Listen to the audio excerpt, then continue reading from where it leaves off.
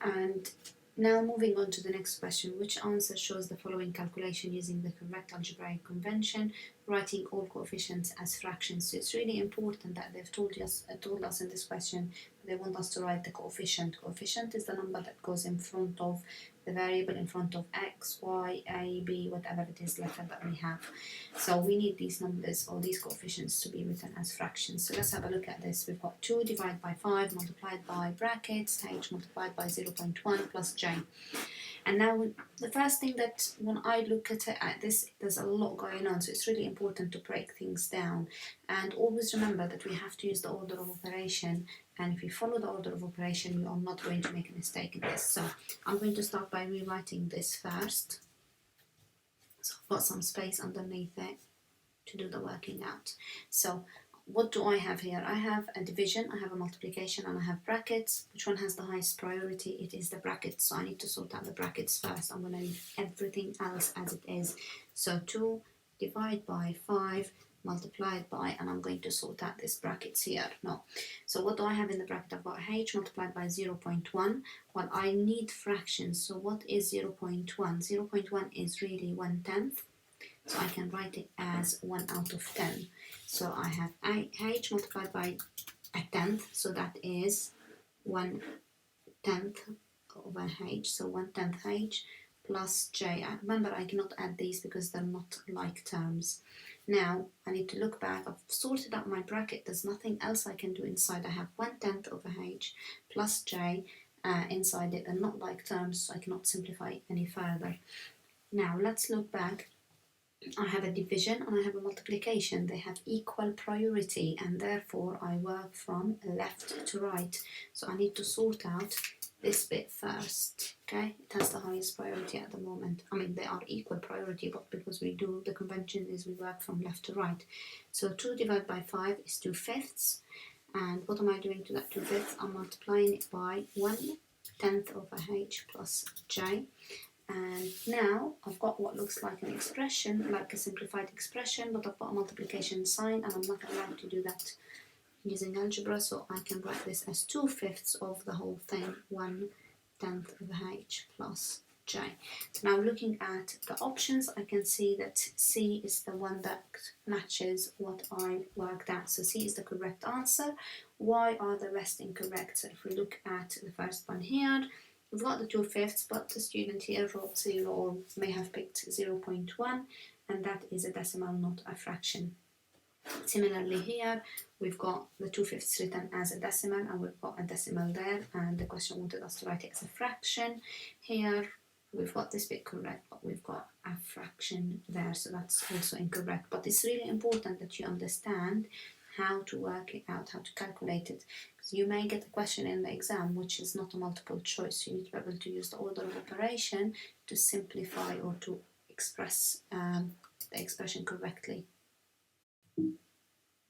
And now if you look at this question, simplify the following by collecting like terms. So I need to look for like terms.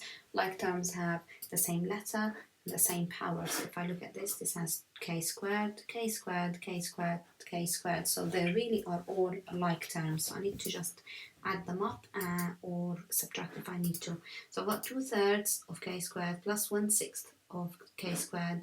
I'm subtracting 1/3 of k squared, and I'm adding 5/6 of k squared. So the easiest way here, you can make all the fractions out of 6, but the easiest way, if you look at them, I have here positive 1/6, and I'm adding to it, this colour is not very clear for you to see, and I'm adding 5/6 of k squared. So 1/6 plus 5/6, that gives me 6 out of 6 k squared, which is really just 1 k squared. So I've got k squared here, and if I look at this bit here, I have, I'm going to use the same colour because they are really like terms. So I've got 2/3 of k squared here, and I'm subtracting 1/3 of k squared, so I will be left with 1/3 of k squared. Now if I combine these together, I have k squared and another third of k squared, so that gives me 1 and 1/3 of k squared, and that should be my answer. So that is C. So why is it not A? We can see A, the answer is 2k squared. So what the student would have done here is have added everything up and did not recognize that there was a negative sign here, so we needed to subtract, because the difference is a third from here and a third from there, which will give us 2k squared. With the second one here, the student has not combined the two terms together. This obviously was our correct answer, and here again the student did not combine them. So you see, we did the working up first, but we had to simplify, so we needed to actually combine the answer or the two terms that we had. And now looking at this question, which expression could be at the top of the addition pyramid? You can see I've already started it. I have 5 and plus 2g, so if I add them up, I end up with 5 plus 2g. They're not like terms, so I cannot combine them. 2g plus the 3g, that gives me 5 lots of g, so I write 5g here. And now if I add these two together, that should give me what was it here, right at the top of the addition pyramid. So 5, I don't have any other numbers, so that's 5. I have 2 lots of g plus 5 lots of g, that gives me 7g. So my final answer is 5 plus 7g, and therefore D is the correct answer. If you've selected A as the correct answer, what this means is that you have done this work, done the addition, but you have done here 5g instead. You took the 5 as 5g instead of 5, and therefore ended up with 12g at the top. So that was wrong, or that was your mistake. If you chose B as your correct answer, it simply means that you added these three terms. So you added 5 plus the 2g plus the 3g to give you 5g plus 5. And that's wrong, because you had to add these two to give you this one, these two to give you this one, and then these two to give you this one right at the top. And if you chose C, it means you've multiplied instead of adding, and you needed to be really careful when reading the question, because it did say addition pyramid. Okay, and the next question, if x equals 2.5 and z equals 2, what is the value of y when z equals 4x minus 2y? So I have z, I have been given x, I need to calculate y. And y is not currently the subject of the equation that I have here, so it's a sensible idea to start by rearranging this. So I'm going to write it down here, z equals 4x minus 2y. I want to rearrange it, so I want to get y equals something. In order to get rid of y from here, or to get rid of the negative 2y, I need to add 2y to both sides of the equation. Remember, whatever we do to one side of the equation, we do exactly the same thing to the other side. So on this side now I'm left with 2y plus z equals 4x, because positive 2y minus 2y is a 0 pair, it gives me 0. Now I just want 2y, so I need to get rid of the positive z. I do that by subtracting z from both sides of the equation. This and this will cancel each other out, leaving me with 2y equals 4x minus z. I can start by doing this, and all I have to do then, if I want to find y, if I've got 2 lots of y, I half it to find y. So let's start by substituting some numbers here.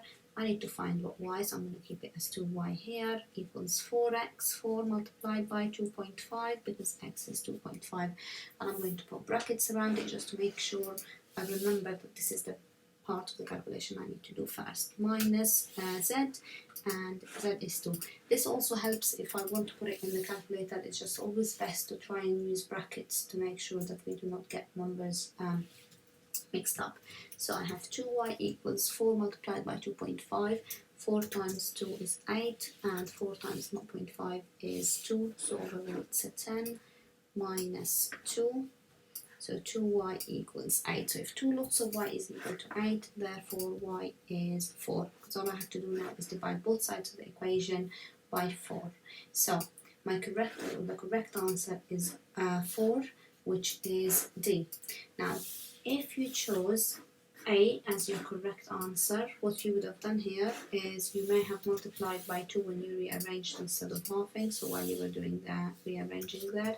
If you chose B, then you made an error in your calculation again when you were rearranging for 2y. If you had your answer as C, then you may have substituted y equals 2 and found z instead of finding y. Okay, and let's look at this question here. I have been given an expression, 3k squared minus 4k, and you need to calculate the value or find the value of the expression when k is equal to 4, and you've been given a couple of options. Option A was actually not showing on the quiz, so we're not going to talk about option A.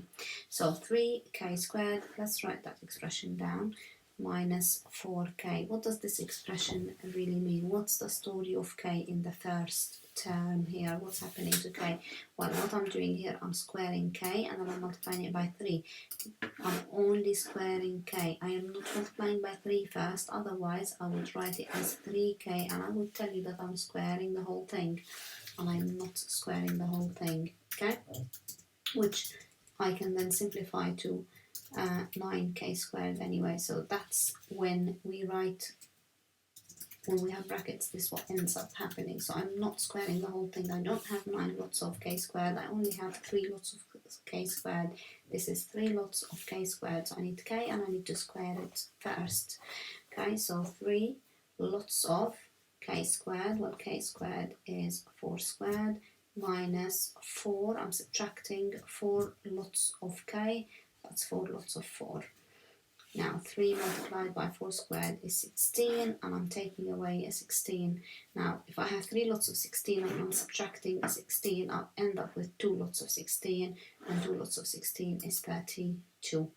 Okay, so the correct answer is 32. If you're not too sure how to do this, you can just do the multiplication first and then subtract. You will end up with 32.